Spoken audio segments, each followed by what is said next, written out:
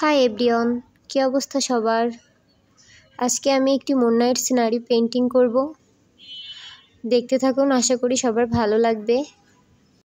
মন খারাপ বা ডিপ্রেশন, এটা তো আমাদের সবার জীবনে কম বেশি আছে, তাই না?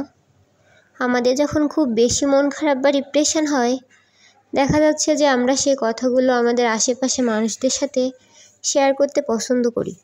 পরবর্তীতে দেখা যায় মানুষ আমাদের সেই কথাগুলো নিয়ে অন্য মানুষদের সাথে আলোচনা সমালোচনা করে।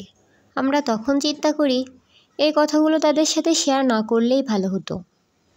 একটা বিষয় খেয়াল করলে দেখবেন, আমাদের যতই মন খারাপ হোক না কেন, একটা সময় পর কিন্তু সেটা অনেকটাই ঠিক হয়ে যায়। তাই আমাদের মন খারাপের সময়টা আমরা সেই কথাগুলো মানুষের সাথে শেয়ার না করে সেই সময়টা প্রকৃতির সাথে কাটাই। একটা সময় পর আমাদের মন খারাপ অনেকটাই ঠিক হয়ে যায়।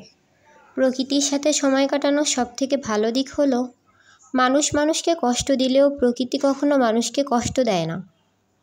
তাই আমি মনে করি মন খারাপের কথাগুলো মানুষের সাথে শেয়ার না করে সেই সময়টা আমরা যদি প্রকৃতির সাথে পার করি, তাহলে পরবর্তীতে আমাদের আর কষ্ট পেতে হয় না। আমি আমার রং তুলির মাধ্যমে এই বিষয়টি তুলে ধরার চেষ্টা করেছি।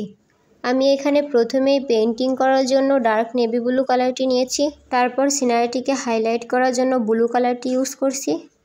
বৃত্তের সাদা অংশে হালকাভাবে অরেঞ্জ কালারটি অল্প অল্প করে ব্যবহার করেছি। এখানে লাইট অরেঞ্জ কালারটি হালকাভাবে ব্যবহার করার ফলে চারটি দেখতে রিয়েলিস্টিক লাগবে। পেন্টিংয়ের মাঝে তোমাদের একটা কথা বলতে চাই, তোমরা যারা আমার পেন্টিং দেখে পেন্টিং করার চেষ্টা করো, তারা আমার ভিডিওর কমেন্ট বক্সে তোমাদের করা পেন্টিংটি অবশ্যই শেয়ার করবে। তোমাদের করা পেন্টিংগুলো দেখতে আমার ভালো লাগে। তারপর আমি এখানে চাঁদের একপাশে বৃত্ত আকারে গাছের শেপ দিয়ে নিব। গাছ আর্ট করার জন্য অবশ্যই হাতের ব্যালেন্স ঠিক রাখতে হবে।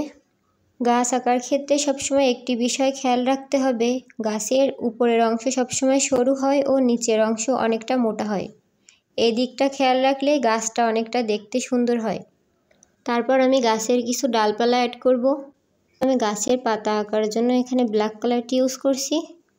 তারপর এখানে গাছের পাতাগুলিকে হাইলাইট করার জন্য ব্ল্যাকের উপর লাইট গ্রিন কালারটি ইউজ করেছি হালকাভাবে। এভাবে ইউজ করার ফলে গাছটি দেখতে রিয়েলিস্টিক লাগে। তারপর আমি এখানে একটি মেয়ে এঁকেছি যে গাছের উপর মন খারাপ করে বসে আছে। এখানে আমি চুল আঁকার জন্য ব্ল্যাক কালারটি ব্যবহার করেছি। ড্রেস আর্ট করার জন্য এখানে রেড কালারটি নিয়েছি। যেহেতু এটা একটি নাইট সিনারি, এক্ষেত্রে আমি হাত পা আঁকার জন্য এখানে হোয়াইট কালারটি ইউজ করেছি। তারপর আমি এখানে সিনারির নিচের অংশে ব্রাউন কালারটি ব্যবহার করেছি। ঘাস পাতা অ্যাড করেছি।